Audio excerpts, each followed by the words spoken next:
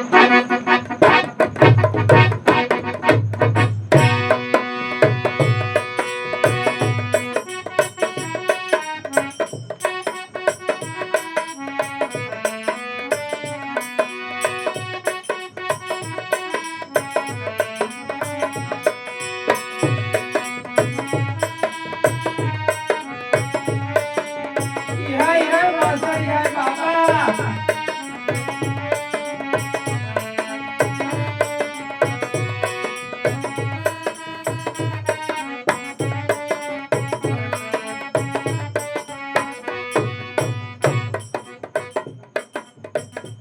को नमस्कार।